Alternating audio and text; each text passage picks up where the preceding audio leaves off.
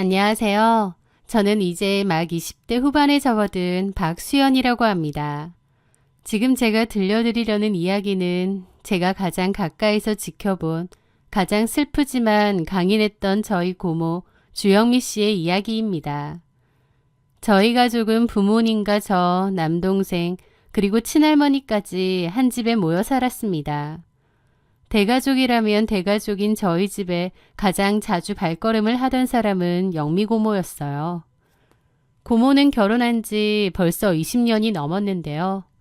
제가 아주 어린 꼬마였을 때부터 고모는 저희 집에 자주 와서 저한테 맛있는 것도 사주고 저랑 동생 데리고 놀러도 자주 다니고 그랬어요. 저희 고모는 참 좋은 사람이었습니다. 저에게는 따뜻하게 말을 해주는 다정한 어른이었고 할머니에게도 정말 잘했죠. 반찬이며 영양제며 거르는 법이 없었고 또 할머니를 모시고 사는 저희 엄마에게도 늘 고마워하셨습니다. 언니 고생이 많죠. 우리 엄마 모시고 사느라 내가 더 도와줘야 되는데 미안해요. 라며 진심 어린 고마움을 전하던 분이었습니다. 그렇다 보니 저희 엄마도 시누인 고모를 좋아하셨고요. 그런데 그런 고모에게는 늘 그림자 같은 그늘이 따라다녔습니다. 다정한 사람이지만 늘 얼굴에는 이유 없는 그늘이 져 있었죠. 사실 고모가 환하게 소리내어 웃는 모습도 많이 못 봤어요. 항시 무언가 깊은 생각에 잠겨 있었고 그 눈동자에는 설명할 수 없는 우울함과 피로감이 짙게 배어 있었거든요. 안색도 늘 잿빛이었고 어깨에는 세상의 모든 짐을 다 짊어진 듯한 무거운 기운이 서려 있었습니다. 가족들이 무슨 일 있느냐고 물을 때마다 고모는 그저 힘없이 미소를 지으며 대답했어요. 아니야, 요즘 일이 좀 많아서 피곤해서 그런 것뿐이야. 고모는 보험 일을 하셨는데 일이 고돼서 그렇다고만 하시더라고요. 하지만 그 피곤함은 단순히 일이 많거나 잠을 못 자서 생기는 종류의 것이 아니라는 걸 저도 본능적으로 느꼈던 것 같습니다. 고모가 아무 말도 하지 않으니 저도 티내지 않았던 것 뿐이죠. 그러던 어느 날 충격적인 일이 생겼습니다. 근래 들어 소화가 안 된다며 약을 달고 살던 고모가 검진을 받으러 갔다가 청천벽력 같은 소식을 듣게 된 것이죠. 고모는 대장암 판정을 받았습니다. 암세포는 이미 손을 쓸 수 없을 만큼 퍼져 있었고 담당 의사는 고모에게 남은 시간이 길어야 1년이라고 말했거든요. 병원에서 그 통보를 받던 날 저희 아빠와 엄마는 넋을 잃고 울었습니다. 저렇게 착한 사람한테 이 무슨 봉변이냐 싶었고 너무 안타까웠죠. 그런데요. 정작 당사자인 고모는 이상하리만큼 덤덤한 겁니다. 아니, 덤덤하다 못해 고요해 보이기까지 했죠. 처음엔 고모도 충격받아서 그런가 했는데 아니었습니다. 고모는 오히려 평온한 얼굴로 그 사실을 받아들이더라고요. 의사는 고모더러 지금 당장 입원해서 적극적으로 항암 치료를 시작하자고 권유했습니다. 완치는 어려워도 생명 연장의 기회는 있다고 말이죠. 그런데 고모는 의사의 말을 단칼에 거절하는 겁니다. 아니요, 선생님. 저는 치료받지 않겠습니다. 남은 인생을 병원 침대 위에서 고통스럽게 보내고 싶지 않아요. 제가 하고 싶었던 일들 하며 조용히 마무리하고 싶습니다. 당연히 가족들은 난리가 났습니다. 아빠는 고모의 어깨를 붙잡고 화까지 내며 설득했습니다. 영미야, 네가 제정신이야? 살아야지. 애들 생각은 안 해? 우리 애들 이제 다 컸는데 뭐. 이제 갓 성인 됐는데 뭘 다 커. 그러지 말고 치료받자. 하지만 고모의 결심은 단단한 바위 같았습니다. 고모는 오히려 울고 있는 저희 가족을 다독이며 한 가지 부탁을 했습니다. 연로하신 할머니께는 절대로 이 사실을 알리지 말아달라고요. 저희는 할머니에게는 비밀로 했지만 고모가 왜 치료를 거부하는지, 왜 삶을 쉽게 포기하려 하는지 너무 안타깝더라고요. 그렇게 고모의 시한부 인생이 시작되었습니다. 그런데요. 고모가 치료를 거부한 그날 이후부터 믿기 힘든 일들이 벌어지기 시작했습니다. 삶을 포기한 사람이라면 마땅히 더 깊은 절망의 구렁텅이로 빠져들어야 할 텐데 고모는 반대로 행동했거든요.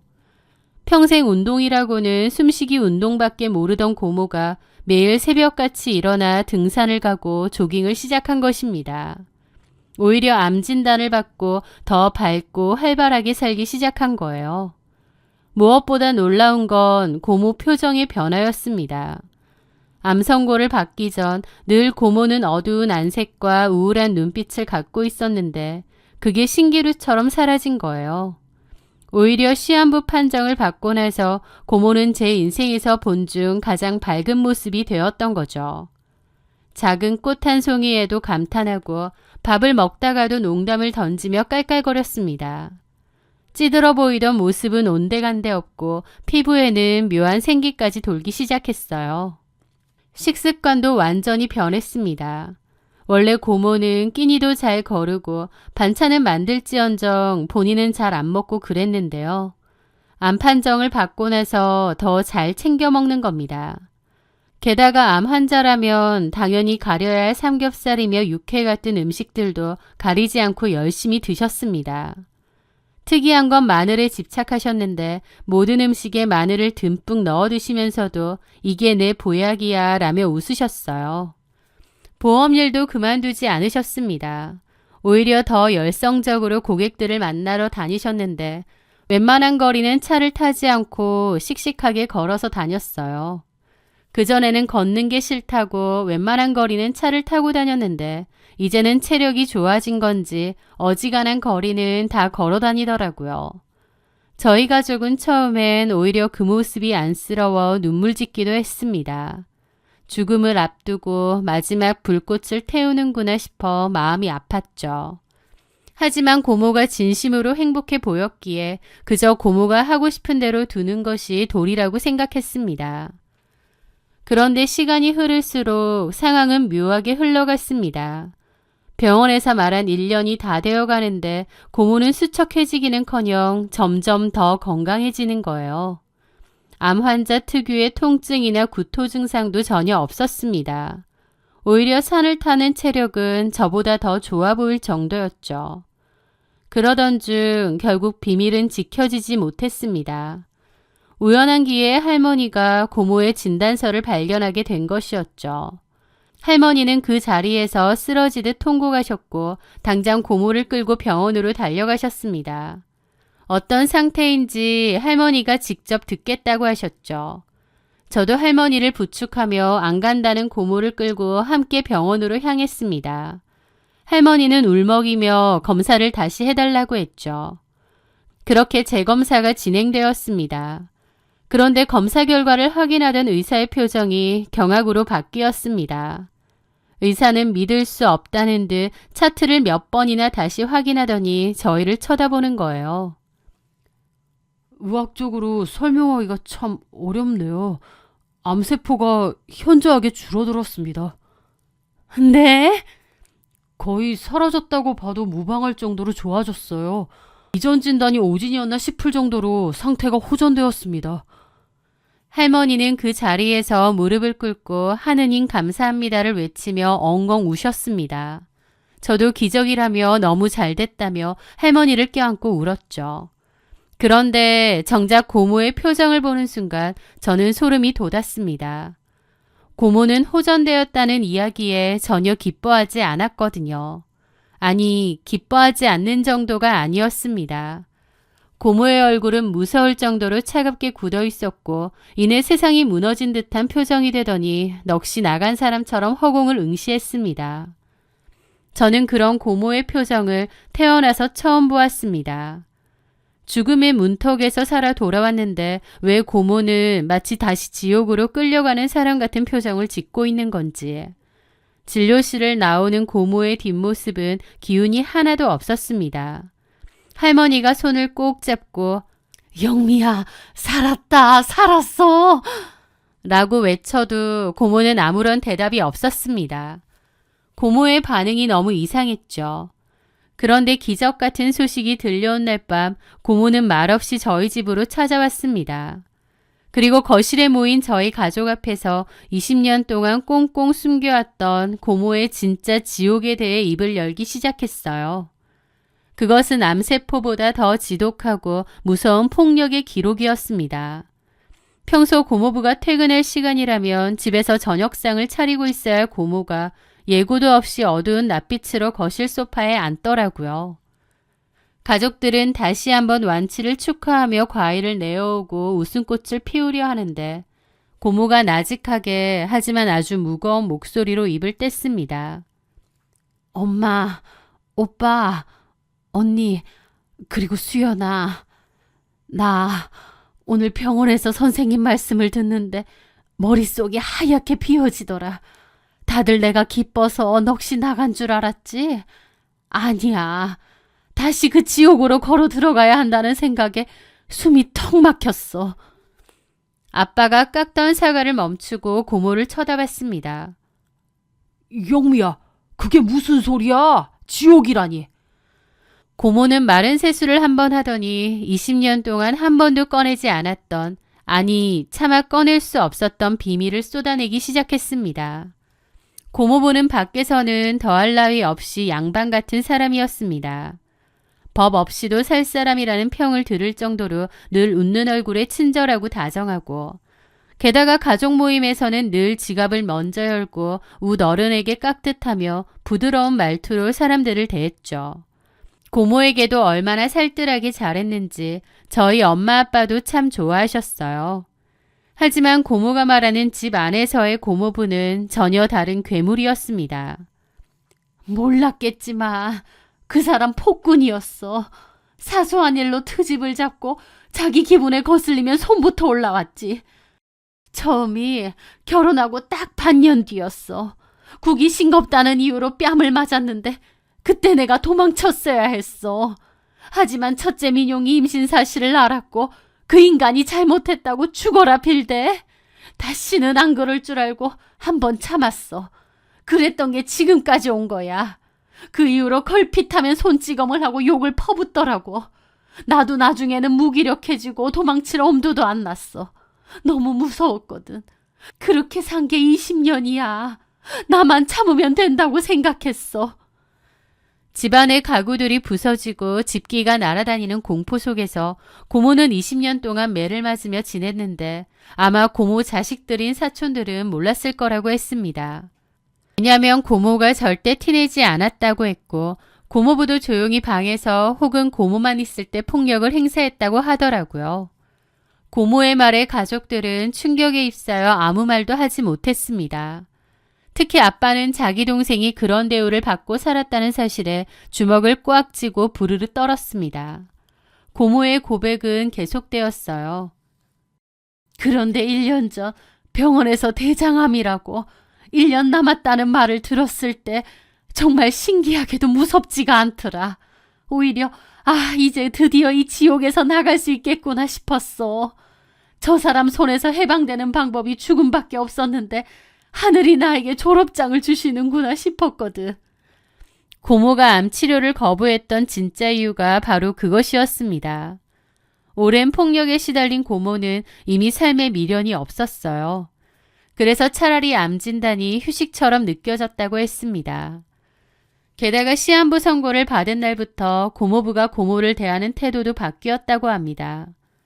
내가 암 환자가 되니까 그 인간도 나를 때리지는 않더라고.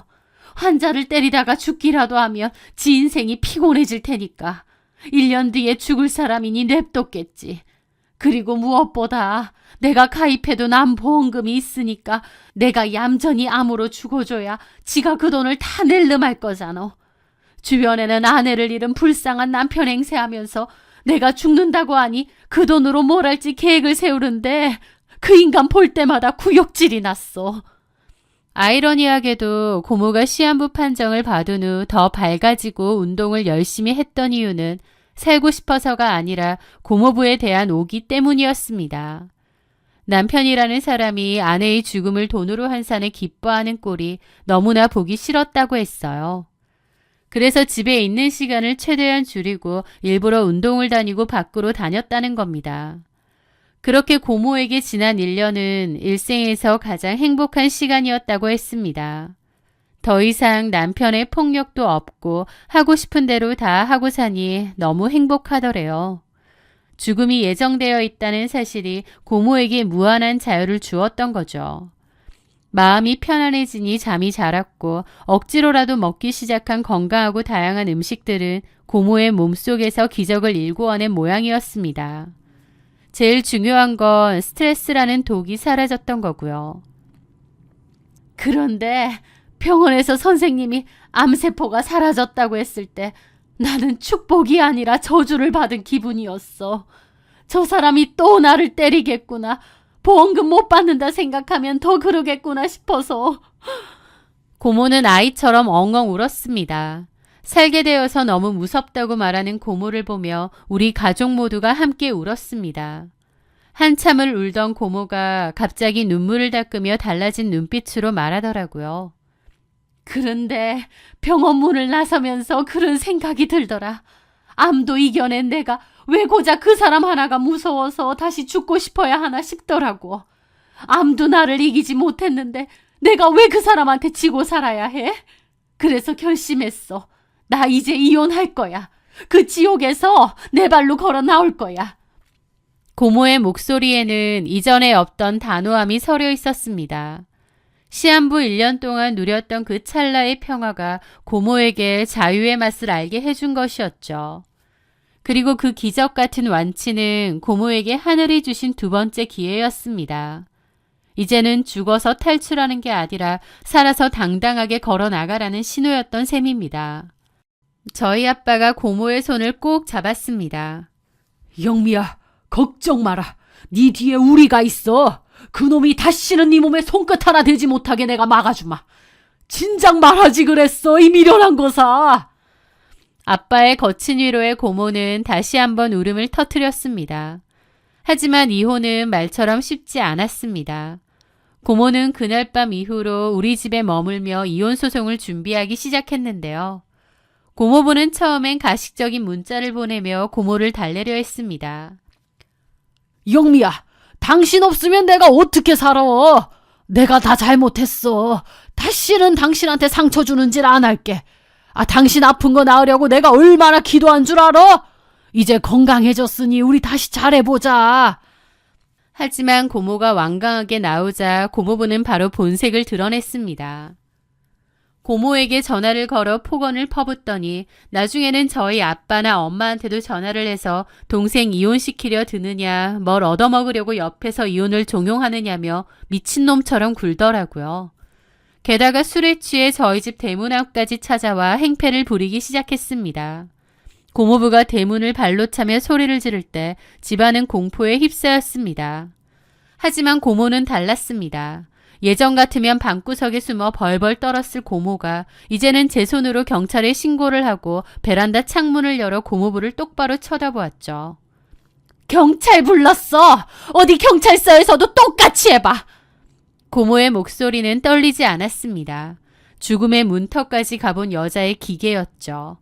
경찰차가 도착하고 아빠와 남동생이 나가 고모부와 몸싸움을 벌이는 소동도 있었습니다.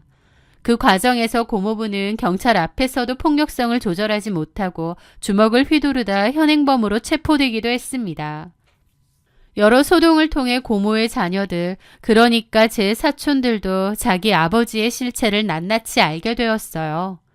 대학을 다니며 집을 떠나 있던 사촌들은 엄마가 겪어온 고통에 오열하며 고모의 편에 섰습니다. 자식들의 지지는 고모에게 가장 큰 힘이 되었죠. 결국 여러 다툼 끝에 고모부는 접근금지 명령도 받았습니다. 이혼 소송도 본격적으로 진행되었죠. 20년의 지옥을 청산하는 길은 멀고도 험했지만 고모는 단 한 번도 뒤를 돌아보지 않았습니다. 오히려 소송이 진행될수록 고모는 더 단단해지는 것 같더라고요. 지루하고도 치열했던 법적 공방이 끝이 났습니다. 고모부는 마지막까지 자신의 과오를 인정하기보다 내가 가족을 위해 얼마나 희생했는데 이럴 수 있느냐며 궤변을 늘어놓았습니다. 하지만 수년간 고모가 몰래 기록해두었던 폭행의 흔적들, 그리고 결정적으로 경찰 출동 당시의 난동 기록은 번복할 수 없는 증거가 되었습니다. 결국 고모는 그토록 원하던 자유를 얻었습니다. 20년이라는 긴 세월의 마침표가 찍힌 거죠. 이혼 후 고모는 저희 집에서 나와 작은 아파트를 얻어 독립하셨습니다. 그때 저희 할머니께서 선뜻 고모와 함께 살겠다고 나서셨습니다. 고모의 자식들은 이미 대학생활이나 직장 문제로 타지에 나가 있었기에 고모와 할머니 두 분이서 같이 살았어요. 저는 주말마다 두 분이 계신 집을 찾았습니다. 고모는 이혼하고 완전히 달라진 얼굴로 지내세요. 집 분위기도 달라졌고요. 예전 고모의 집은 늘 무겁고 습하며 무언가 짓눌린 듯한 압박감이 가득했는데요. 하지만 지금 고모의 집은 환한 햇살이 잘 들고 은은한 마늘향과 고소한 된장찌개 냄새가 감도는 따뜻하고 사람 사는 집 냄새가 물씬 풍기는 분위기로 바뀌었죠. 고모는 매일 새벽 5시에 일어나 운동을 가시고 식탁 위에는 항상 신선한 채소들이 올라왔습니다. 예전에는 고모부에게서 벗어나려는 게 목적이었다면 지금은 오로지 자신을 아끼는 마음으로 몸을 챙기시는 것 같아요. 고모가 저한테도 그러더군요. 수연아, 예전에는 내가 내 몸을 학대하면서 살았던 것 같아. 남편 무서워서 밥을 먹고 남편 눈치 보느라 잠을 자고.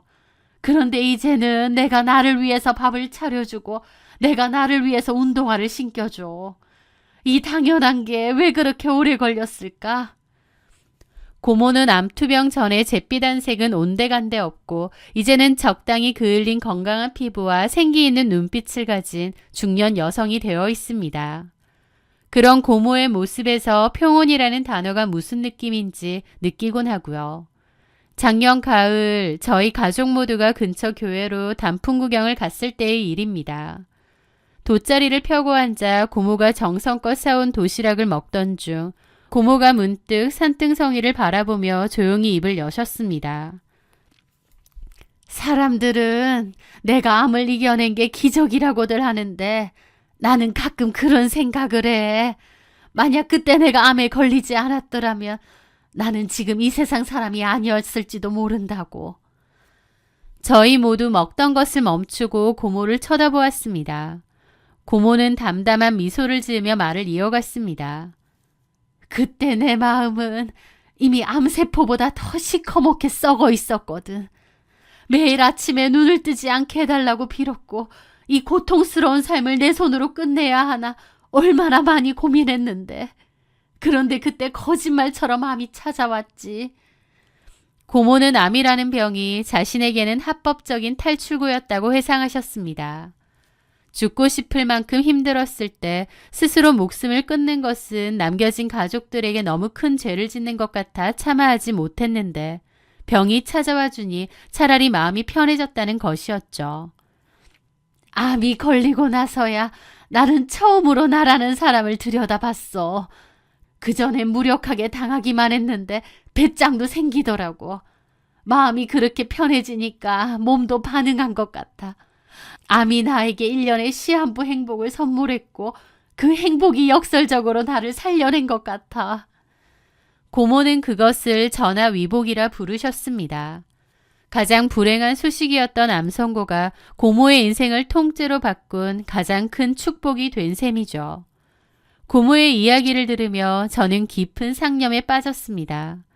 우리는 흔히 스트레스가 만병의 근원이라고 말하지만 그것이 실제로 한 사람의 생사를 어떻게 뒤바꾸는지 고모를 통해 똑똑히 목격했기 때문이죠. 지금 고모는 이전보다 훨씬 바쁘게 사십니다. 보험 설계사 일도 여전히 잘 해내고 계시고 틈틈이 요가와 명상을 배우며 마음을 다스리는 법을 익히고 계세요. 고모는 나이가 먹는 게 하나도 무섭지 않고 오히려 하루하루가 선물 같다고 하세요. 그런 고모의 이야기는 저에게 많은 가르침을 주었죠. 기적은 멀리 있는 것이 아니라 내 마음에 있다는 것, 그리고 내 마음의 방향이 바뀔 때 찾아온다는 것. 때로는 우리를 무너뜨릴 것 같은 거대한 시련이 사실은 우리를 살리기 위한 마지막 신호일 수도 있다는 것을요. 고모가 앞으로도 그동안 못다 지은 환한 웃음만을 지으며 사셨으면 좋겠어요. 암이 선물해준 소중한 두 번째 인생이 고모의 앞길에 꽃길만 깔아주기를 진심으로 기원합니다. 제 사연 들어주셔서 감사합니다.